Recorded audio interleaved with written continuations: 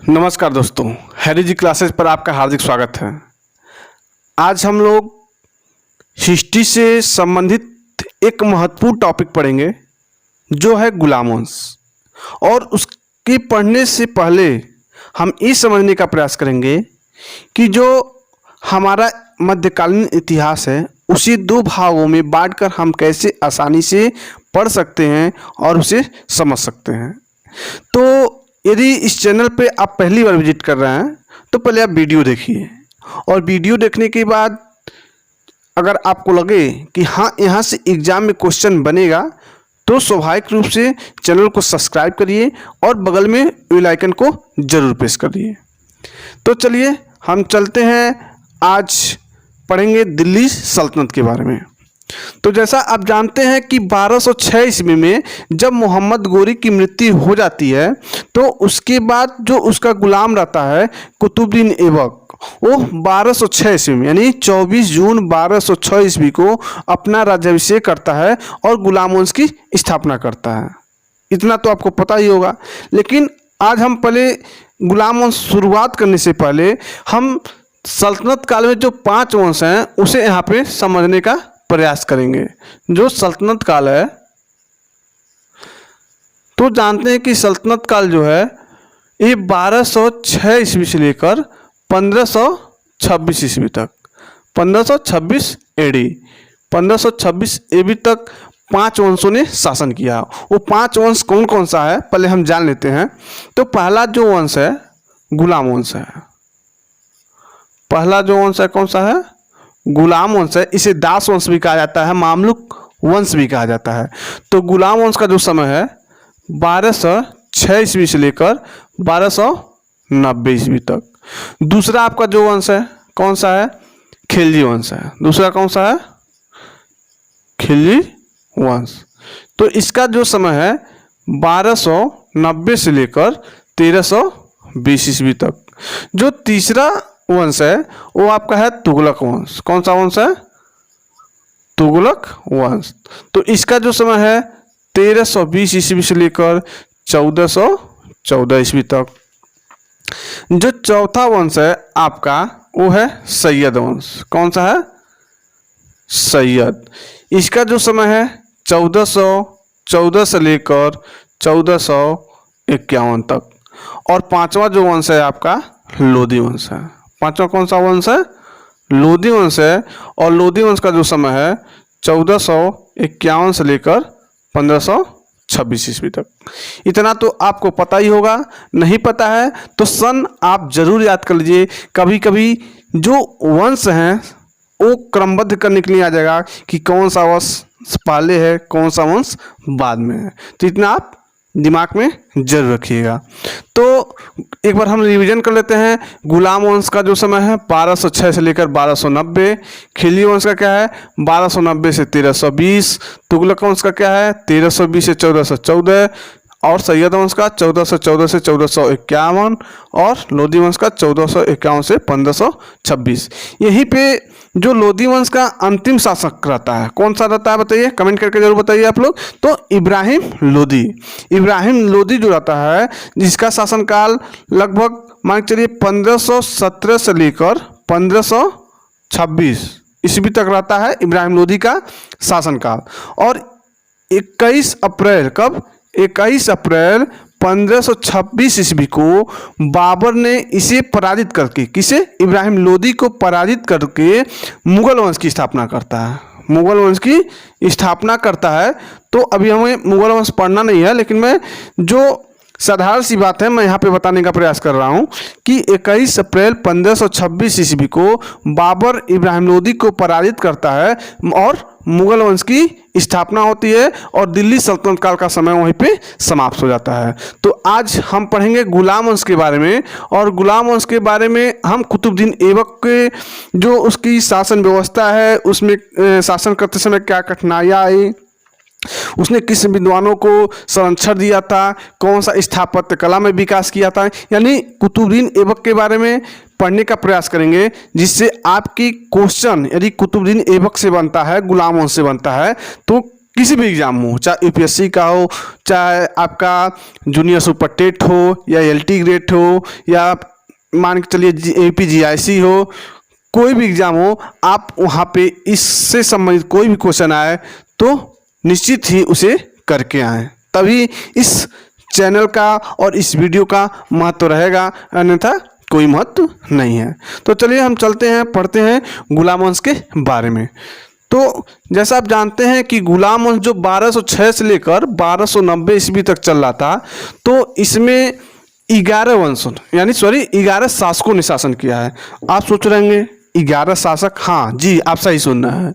गुलाम वंश में जो शासक थे 1206 से लेकर 1290 ईस्वी के मध्य, तो इनके समय में 11 शासकों ने 84 वर्षों तक 11 शासकों ने 84 वर्षों तक शासन किया है। तो सबसे पहले हम उन शासकों का नाम जान लेते हैं कि कौन कौन से ऐसे शासक थे जो गुलाम वंश में शासन किए हैं। तो पहला शासक था, आप जानते हैं, कुतुबुद्दीन ऐबक। कुतुबुद्दीन ऐबक 1206 ईस्वी से लेकर 1210 ईस्वी तक शासन करता है। मैं फटाफट नाम ले रहा हूँ क्योंकि लिखूंगा तो वीडियो लंबा हो जाएगा। तो हम जानते हैं यहाँ पे गुलाम वंश में पहला शासक जो था कुतुबुद्दीन ऐबक था, जो 1206 ईस्वी से लेकर 1210 ईस्वी तक शासन करता है। फिर 8 महीने के लिए आराम शाह आता है और वो शासन करता है। फिर इल्तुतमिश आता है, 1211 ईस्वी से लेकर 1236 ईस्वी तक शासन करता है। उसके बाद उसका एक पुत्र रहता है रुकनुद्दीन फिरोज शाह, वो कुछ महीनों के लिए शासन करता है 1236 ईस्वी में, और ये अल्पवयस्क होता है। तो उसकी माता रहती है शाह तुर्कान, उसके नेतृत्व में शासन चलता है। उसके बाद रजिया सुल्तान आती है 1236 से 1240 ईस्वी तक, और ये भारत की प्रथम मुस्लिम शासिका या महिला शासिका भी कहा जाता है। तो भारत की प्रथम शासिका थी रजिया सुल्तान, जिसका समय है 1236 से लेकर 1240 ईस्वी तक। उसके बाद नेक्स्ट मुइजुद्दीन बहरम शाह, जो 1240 ईस्वी से लेकर 1242 ईस्वी तक शासन करता है। फिर 1242 ईस्वी से लेकर 1246 ईस्वी तक कौन शासन करता है बताइए? अलाउद्दीन मसूद शाह करता है। फिर उसके बाद 1246 से लेकर 1265 ईस्वी तक नसरुद्दीन महमूद शासन करता है। फिर उसके बाद गयासुद्दीन बलबन आता है, जो 1265 ईस्वी से लेकर 1287 ईस्वी तक शासन करता है। उसके बाद कैकुबाद आता है, जो 1287 ईस्वी से लेकर 1290 ईस्वी तक शासन करता है। फिर लास्ट शासक रहता है शमसुद्दीन कैमुअर्स, जो 1290 ईस्वी में कुछ महीने के लिए शासन करता है। इस प्रकार गुलाम वंश के 11 शासकों का मैंने नाम भी ले लिया और उनका शासन काल भी बता दिया। तो इसे आप एक बार जरूर देख लेंगे, अगर आपको याद है तो अच्छी बात है, यदि नहीं याद है तो उसे नोट डाउन जरूर कर लीजिएगा। तो चलिए, गुलाम वंश के नामकरण के बारे में कुछ विद्वानों में मतभेद है। कोई कहता है गुलाम वंश, कोई कहता है आरंभिक तुर्क, कोई कहता है मामलुक वंश। तो आपके एग्जाम में क्वेश्चन यहाँ से बनता भी है। तो शुरुआत में तो इसे गुलाम वंश कहा गया। क्यों कहा गया? क्योंकि मोहम्मद गोरी का कुतुबुद्दीन ऐबक क्या था? गुलाम था। इस नाते उसने गुलाम वंश के नाम से क्या करता है? स्थापना करता है। लेकिन आगे चलकर इसे मान्यता नहीं मिलती है और विद्वानों में मतभेद हो जाता है। एक इतिहासकार है अजीज अहमद, एक इतिहासकार हैं, कौन है, क्या नाम है, मैं लिखता हूँ यहाँ पे। एक इतिहासकार हैं अजीज अहमद, ये जो आरंभिक जो तुर्क शासक हैं उन्हें आरंभिक तुर्क कहते हैं। क्या कहते हैं? आरंभिक तुर्क कहते हैं। तो आपके एग्जाम में क्वेश्चन बनेगा कि इतिहासकार अजीज अहमद ने तुर्कों को क्या कहा है? तो आरंभिक तुर्क कहा है। फिर एक इतिहासकार हैं हबीबुल्लाह, क्या है? हबीब बुल्ला। ये कहते हैं इन्होंने इन शासकों को गुलाम वंश कहना उपयुक्त नहीं समझा और उसके स्थान पे मामलुक कहा। अब देखिए, मामलुक एक अरबी भाषा का शब्द है। मामलुक क्या है? एक अरबी भाषा का शब्द है जिसका अर्थ होता है स्वतंत्र माता पिता से जन्मे हुए। तो जो सभी शासक थे वो 3 ही शासक केवल ऐसे थे, कुतुबुद्दीन ऐबक और इल्तुतमिश और बलबन, जो गुलाम थे, और इसके अतिरिक्त जो भी शासक हुए वो कहीं ना कहीं स्वतंत्र थे। तो इतिहासकार हबीबुल्लाह ने क्या किया कि गुलाम वंश कहना उपयुक्त न समझ के उसके स्थान पे मामलुक कहना मतलब मामलुक शब्द दिया है। और मध्यकालीन मिस्र में ये मामलुक शब्द का प्रयोग होता है, वहीं से ये उदाहरण जो हबीबुल्लाह हैं वो लिए हैं। तो आपके एग्जाम में क्वेश्चन बनता है कि गुलाम वंश के शासकों को क्या कहना अधिक उपयुक्त है, सर्वाधिक उपयुक्त है? तो इसका आंसर होगा मामलुक। ठीक है। और कुतुबुद्दीन ऐबक जब 24 जून 1206 ईस्वी को अपना राज्याभिषेक करता है, तो उसके बाद अपनी जो शासन व्यवस्था है वो 1206 ईस्वी से लेकर 1210 ईस्वी के बीच यानी 4 वर्षों के बीच अपना जो शासनकाल करता है, और उसके अंतर्गत कुछ महत्वपूर्ण कार्य करता है। क्योंकि इसे कहा जाता है कि कुतुबुद्दीन ऐबक जो है एक खाका बनाया था, उसे धरातल पर लाने का कार्य इल्तुतमिश ने किया, और इसीलिए इल्तुतमिश को दिल्ली सल्तनत का वास्तविक संस्थापक कहा जाता है। ठीक है। तो कुतुबुद्दीन ऐबक के दरबार में 2 विद्वान थे। कौन कौन थे? एक हसन निजामी। कौन थे? कुतुबुद्दीन ऐबक के दरबार में 2 विद्वान थे। एक था हसन निजामी और एक था फ़ख्र ए मुदब्बर या मुदब्बिर। कहीं कहीं मुदब्बिर लिखा रहता है, कहीं कहीं मुदब्बर लिखा रहता है। तो इन 2 शासकों को इसने संरक्षण प्रदान किया था। अब देखिए, जो कुतुबुद्दीन ऐबक के दरबार में हसन निजामी हैं और फ़ख्र मुदब्बिर हैं। तो हसन निजामी ने एक किताब लिखा है ताजुल मासीर। हसन निजामी ने एक किताब लिखा है, कौन क्या लिखा है? ताजुल ए मासीर। तो आपके एग्जाम में बनेगा, तो इसे आप देख लीजिएगा। इसे किसने लिखा है? मैं अभी लिखा हूँ, हसन निजामी ने लिखा है। और फ़ख्र ए मुदब्बर ने 2 किताबें लिखा है। कौन कौन सा लिखा है? अल सुजात। क्या लिखा है? अल सुजात या अल सुजाता। और दूसरा पुस्तक लिखा है आदाब उल हर्ब। क्या लिखा है? आदाब उल हर्ब। और एक किताब और लिखा है अल सुजाता। इन 2 किताबों को लिखा है फ़ख्र ए मुदब्बिर। तो ताजुल ए मसीर को हसन निजामी ने लिखा है, और आदाब उल हर्ब और अल सुजाता को फ़ख्र ए मुदब्बर ने लिखा है। और ये दोनों जो विद्वान हैं कुतुबुद्दीन ऐबक के दरबार को सुशोभित करते थे। इतनी बात आप लोग ध्यान में जरूर रखिएगा। नेक्स्ट चलते हैं। जैसा आप जानते हैं कि कुतुबुद्दीन ऐबक ने स्थापत्य कला के क्षेत्र में भी अपना महत्वपूर्ण योगदान दिया था। और क्या दिया था? आप जानते हैं कि उसने दिल्ली और अजमेर में 2 मस्जिदें बनवाई थी। तो आपको पता होगा कि दिल्ली में उसने कुव्वत उल इस्लाम मस्जिद का निर्माण कराया था। और ये कब कराया था? तो 1195 और 99 के बीच कुतुबुद्दीन ऐबक ने दिल्ली में, कहाँ? दिल्ली में कुव्वत उल इस्लाम मस्जिद का निर्माण करवाया था। और अजमेर में, और एक अजमेर में 2.5 दिन का झोपड़ा, आप नाम सुने होंगे, 2.5 दिन का झोपड़ा बनवाया था।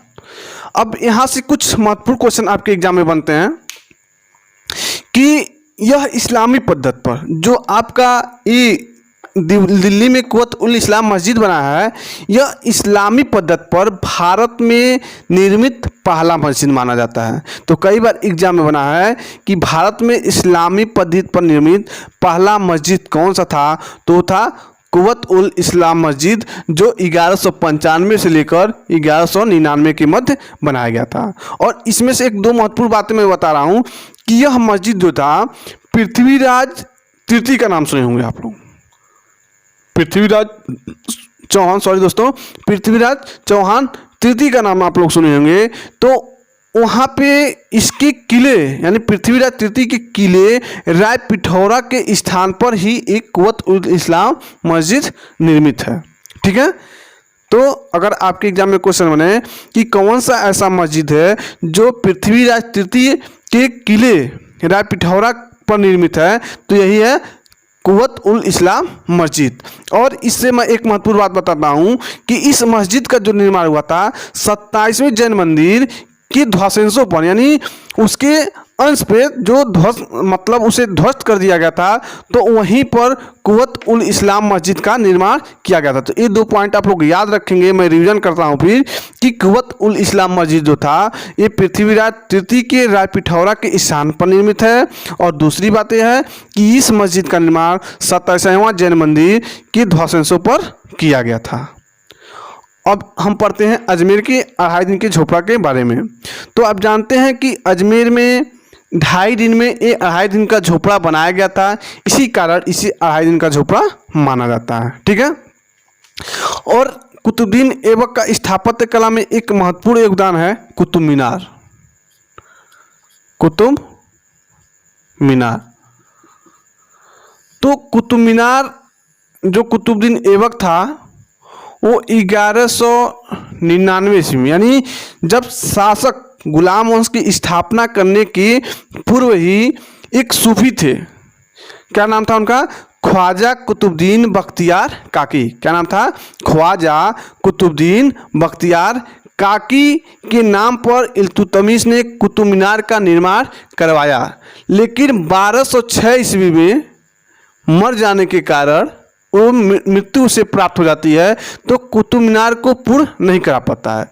कुतुब मीनार का जो निर्माण था वो कराता है, इसे निर्माण कराने का श्रेय तो कुतुबुद्दीन ऐबक को है, लेकिन पूरा कराने का श्रेय जो है इल्तुतमिश को दिया जाता है। तो इस बात को आप ध्यान जरूर रखेंगे।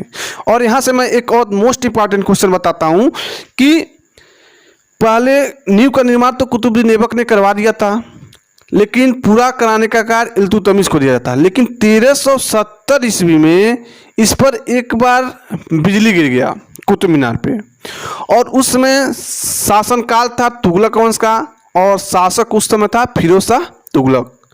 तो उसने उसका क्या कराया, जो भी वहाँ पे ध्वंस हुआ था, बिजली गिरने से नुकसान हुआ था, उसे सही कराता है और उसे 4थे और 5वें मंजिल में कन्वर्ट करा देता है।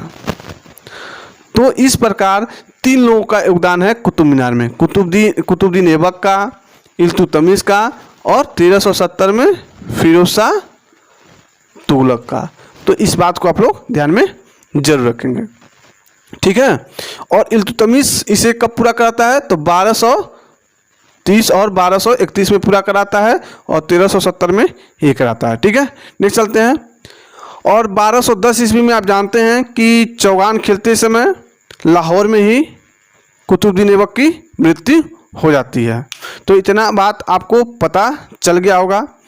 और एक आरपी त्रिपाठी हैं, तो वो कहते हैं कि जो खाका था कुतुबुद्दीन ऐबक ने बनवाया था, लेकिन उसे धरातल पर लाने का कार्य कौन किया? इल्तुतमिश ने किया। इसीलिए वह दिल्ली सल्तनत का वास्तविक संस्थापक इल्तुतमिश को मानते हैं। और जो अभी मैंने बताया था हबीबुल्लाह, आपको बताया था, मैं यहाँ लिखा नहीं हुआ है, बताया था कि हबीबुल्लाह ने तुर्कों को मामलुक नाम दिया है, जो गुलाम वंश का ना उपयुक्त नहीं समझते हैं और मामलुक नाम दिया था। वो कहते हैं कि ऐबक ने दिल्ली सल्तनत की सीमाओं और उसकी संपूर्णता की रूपरेखा बनाई थी। इल्तुतमिश निस्संदेह पहला सुल्तान था। ठीक है, और एक और इतिहासकार हैं के निजामी कहते हैं कि ऐबक ने दिल्ली सल्तनत की रूपरेखा के बारे में सिर्फ दिमागी खाका बनाया था। इल्तुतमिश ने उसे एक व्यक्तित्व दिया, एक पद दिया, एक शासक वर्ग दिया, एक शासन व्यवस्था दिया। तो जो मैं कोटेशन आपको बोल रहा हूँ तो आप बार बार रिवीजन करेंगे, पढ़ेंगे तो आपको आसानी से याद हो जाएगा। और ध्यान देंगे कि जो कुतुबुद्दीन ऐबक था, अगर आपके एग्जाम में क्वेश्चन बनता है, कुतुबुद्दीन ऐबक भारत का पहला शासक था, लेकिन इल्तुतमिश दिल्ली सल्तनत का प्रथम तुर्की सुल्तान था। इतना बात आप ध्यान देंगे, कहीं क्वेश्चन आप कंफ्यूज ना हो। तो मैं एक बार बता रहा हूँ कि ऐबक भारत का प्रथम शासक था, लेकिन इल्तुतमिश भारत का यानी दिल्ली सल्तनत का प्रथम सुल्तान था, यानी तुर्की सुल्तान था। और एक बात मैं बता रहा हूँ कि फिरोज शाह तुगलक ने अपने खुतबे में जितने भी पूर्ववर्ती शासक हैं सभी शासकों का उसमें नाम दिया है। तो आपके एग्जाम में क्वेश्चन एकदम बनने वाला है, पक्का आपके एग्जाम में क्वेश्चन बनेगा भी कि वो कौन सा ऐसा शासक है जिसका फिरोज शाह तुगलक ने अपने खुतबे में उसका उल्लेख नहीं किया है। तो कौन सा शासक है? कुतुबुद्दीन ऐबक। कुतुबुद्दीन ऐबक का फिरोज शाह तुगलक ने अपने खुतबे में उल्लेख नहीं किया है। तो कुतुबुद्दीन ऐबक के बारे में इतनी बातें आप लोग ध्यान जरूर रखिएगा। और ऐबक को भारत में तुर्की राज्य का संस्थापक माना जाता है, बस इतना ध्यान रखेंगे। और वास्तविक संस्थापक यदि पूछता है तो आप इल्तुतमिश को लगाएंगे। जब गोरिक की मृत्यु हो जाती है, अभी तो हम लोग उसका प्रारंभिक जीवन पढ़ रहे थे कुतुबुद्दीन ऐबक का, और स्थापत्य कला के बारे में पढ़ रहे थे। अब कैसे वो शासक बनता है उसके बारे में हम थोड़ा पढ़ लेते हैं। जब गोरिक की मृत्यु हो जाती है तो लाहौर के विशिष्ट जन जो होते हैं, वहाँ के जो अमीर होते हैं, वो क्या करते हैं, उसे आमंत्रित करते हैं कि वह शासन सत्ता को, यहाँ पे हम मिटा देते हैं, थोड़ा जगह कम है लिखने के लिए, वो शासन सत्ता को आके संभाले। और इल्तुतमिश ने आता है और लाहौर में ही रह के शासन व्यवस्था को संभालता है, वह दिल्ली जाकर शासन को नहीं संभालता। इसका रीजन ये था कि अनेक प्रतिद्वंदी थे। गोरी का कोई पुत्र तो था नहीं, अनेक गुलाम थे, जैसे नसरुद्दीन कुवाचा था, ताजुद्दीन अल्दौज था। तो इसने अपने आप को लाहौर में सुरक्षित समझा और वहीं से शासन व्यवस्था करना शुरू किया। और कुतुबुद्दीन ऐबक ने कभी भी सुल्तान की उपाधि ग्रहण नहीं की। वो क्या करता है, सुल्तान की उपाधि ग्रहण नहीं करता है, बल्कि मलिक एवं सिपह सलार की पदवियों से ही वो अपने आप को संतुष्ट रखता है। और गोरी के बड़े भाई, मोहम्मद गोरी के बड़े भाई गियासुद्दीन महमूद से, मोहम्मद गोरी का बड़ा भाई क्या नाम था, गियासुद्दीन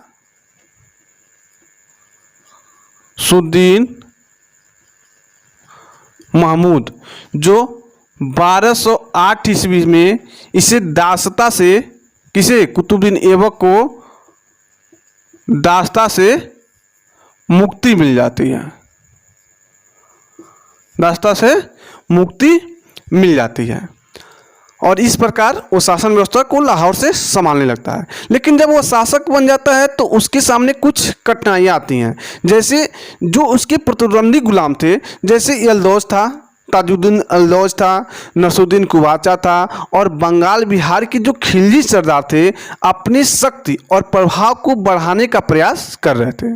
तो ऐबक उस समय उसको समझ में नहीं आ रहा था कि किस प्रकार अपनी शासन व्यवस्था को बनाए रखे। इसीलिए कुतुबुद्दीन ऐबक ने साम्राज्य विस्तार नहीं किया और वह कूटनीतिक चाल चलता है कुतुबुद्दीन ऐबक, और वैवाहिक संबंध स्थापित करता है अपने साम्राज्य को सुदृढ़ करने के लिए। तो ऐबक ने क्या करता है, ताजुद्दीन अल्दौज की पुत्री से स्वयं विवाह कर लेता है। कुतुबुद्दीन ऐबक क्या करता है, एक गुलाम रहता है ताजुद्दीन अल्दौज, क्या नाम है, मैं लिख देता हूँ यहाँ पे, ताजुद्दीन अल्दौज की पुत्री से स्वयं विवाह कर लेता है। और नसरुद्दीन कुवाचा, आप लोग नाम सुने होंगे, अभी मैं बताया हूँ। नसरुद्दीन कुवाचा जो था, इससे अपनी बहन का, कुतुबुद्दीन ऐबक ने अपनी बहन का विवाह कर देता है। और आप जानते हैं कि कुतुबुद्दीन ऐबक ने अपनी पुत्री का विवाह इल्तुतमिश से किया था। तो मैं इस बात को यहीं पे बता दे रहा हूँ कि ताजुद्दीन एल्दौज की पुत्री से कुतुबुद्दीन ऐबक ने स्वयं विवाह कर लिया और अपनी बहन का विवाह नसरुद्दीन कुवाचा से कर देता है। और लास्ट में आप नाम सुने होंगे कि बंगाल में एक रहता है इख्तियारुद्दीन मोहम्मद बिन बख्तियार खिलजी। इख्तियारुद्दीन मोहम्मद बिन बख्तियार खिलजी, इसने बंगाल में लखनऊती पर अधिकार कर लिया था। आप जानते हैं कि इसने जो उस समय के विद्यालय थे, विश्वविद्यालय के नाम से प्रसिद्ध था, नालंदा विश्वविद्यालय, तो उसे जला दिया था, क्षतिग्रस्त कर दिया गया था और महीनों भर वहाँ की किताबें धू धू करके जलती रही। लेकिन कुछ समय पश्चात इख्तियारुद्दीन मोहम्मद बिन बख्तियार खिलजी का अली मर्दन खान, एक सरदार आता है अली मर्दन खान, इख्तियारुद्दीन मोहम्मद बिन बख्तियार खिलजी की हत्या करता है। कौन करता है? अली मर्दन खान। अली मर्दन खां उसकी हत्या करता है और हत्या करने के बाद लखनऊती पर अधिकार कर लेता है। लेकिन लखनऊती पे अधिकार तो कर लेता है, लेकिन जो वहाँ की खिलजी सरकार होते हैं बंगाल के, वो कहीं ना कहीं इसका विरोध करते हैं और उसे विरोध करने के कारण अली मर्दन खां को कैद कर लेते हैं। और कैद करने के बाद वहाँ पे शेरा खां, बंगाल के शेरा खां को वहाँ का शासक नियुक्त किया जाता है। और जब शासक उसको नियुक्त किया जाता है तो किसी तरह अली मर्दन खान ने दिमाग लगा के वहाँ से भाग निकलता है और भागने के बाद जाके ऐबक से मिल जाता है। और ऐबक को भी एक ऐसा मौका मिला कि वह बंगाल पे अपना अधिकार और अपना नियंत्रण स्थापित कर सके। तो इसलिए ऐबक का जो एक इक़्तिदार था, ऐबक का एक इक़्तिदार था कैमाज रूमी, क्या था? कैमाज रूमी। यह उस समय अवध का, कहाँ का? अवध का सरदार था और इसे ही बंगाल पर आक्रमण करने के लिए इसे कैमाज रूमी को भेजता है। और कैमाज रूमी जो होता है मोहम्मद शेरा को क्या करता है? मोहम्मद शेरा को पराजित करता है और पराजित करने के बाद अली मर्दन खां को बंगाल का इक़्तिदार बना दिया जाता है। और अंतिम समय तक, जब तक कुतुबुद्दीन ऐबक रहता है, वो क्या करता है? अंतिम समय तक कुतुबुद्दीन ऐबक के प्रति स्वामी भक्त रहता है। तो इतनी बातें आप लोग ध्यान में जरूर रखिएगा, बहुत ही इम्पॉर्टेंट बातें मैंने आपको बताया है। तो वीडियो लंबा ना हो इसलिए थोड़ा सा टॉपिक और है जो इम्पॉर्टेंट है हम उसे बता देते हैं, और इसके बाद कुतुबुद्दीन ऐबक से कोई भी क्वेश्चन आपके एग्जाम में इससे बाहर नहीं जाएगा।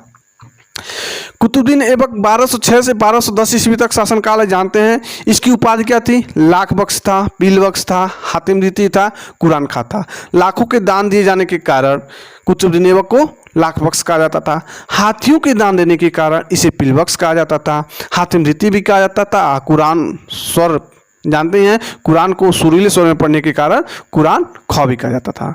और यह तुर्क जनजात का था। क्या था? तुर्क जनजात था। और कुतुबुद्दीन ऐबक, ऐबक का क्या मतलब होता है? ऐबक जो है ये तुर्की भाषा का शब्द है और इसका अर्थ होता है चंद्रमा का देवता। क्या होता है? चंद्रमा का देवता। तो आपके एग्जाम में यदि बन जाए कि कुतुबुद्दीन ऐबक में ऐबक का क्या अर्थ होता है, बहुत सारे लोग गलत करके चले आएंगे। तो मैं छोटी छोटी बात को भी यहाँ पे आपको समझाने का प्रयास कर रहा हूँ। मैं इसके नोट्स पे भी काम कर रहा हूँ, इसका PDF आपको जल्दी अवेलेबल हो जाएगा। तो कुतुबुद्दीन ऐबक ने, जो ऐबक था ये तुर्की भाषा का शब्द था और ऐबक का अर्थ होता है चंद्रमा का देवता होता है, ठीक है। और बचपन में इसे निशापुर, अब मैं इसका थोड़ा सा चर्चा पर चर्चा कर रहा हूँ प्रारंभिक जीवन का, कि इसे बचपन में निशापुर बाजार से काजी फखरुद्दीन, क्या नाम था, काजी फखरुद्दीन अब्दुल अजीज कुकी ने इसे दास के रूप में खरीदा था और निशापुर से इसे खरीदकर गजनी ले जाया गया और गजनी में इसे मोहम्मद गोरी ने खरीद लिया। और ये जो काजी फखरुद्दीन अब्दुल अजीज का नाम तो आप लोग बहुत सुने होंगे। मैं यहाँ से क्वेश्चन बनाता हूँ, कितने लोग को पता है कमेंट में करके जरूर बताएंगे। मुझे विश्वास है कि केवल 5 से 10% लोग ही इसका आंसर जानते होंगे कि जो काजी फखरुद्दीन अब्दुल अजीज थे वो किस वंश के थे। नहीं पता ना, तो ध्यान रखिए, इमाम अबू हनीफ, इमाम अबू हनीफ, जो काजी फखरुद्दीन अब्दुल अजीज कुकी थे ये इमाम अबू हनीफ के वंशज थे। तो इस बात को आप ध्यान में रखिएगा, कहीं पूछ दे एग्जाम में गलती से क्वेश्चन कठिन क्वेश्चन बन जाए तो इसके लिए मैंने एडवांस में क्वेश्चन बता दिया है कि अब्दुल जो अजीज कुकी थे वो अबू इमाम हनीफ के वंशज थे। ठीक है, और गोरी के भक्ति प्रियता और उत्साह के कारण उसे जल्द ही अमीर ए आखुर का पद मिल जाता है। और तराइन के द्वितीय युद्ध में, जैसा आप जानते हैं कि तराइन के द्वितीय युद्ध में गोरी की तरफ से ये भाग लेता है और इस युद्ध में गोरी क्या होता है, विजित होता है। और धीरे धीरे 1197 ईस्वी में कुतुबुद्दीन ऐबक, इसकी कुछ लड़ाइयाँ हैं, थोड़ा बहुत हम लोग देख लेते हैं। 1197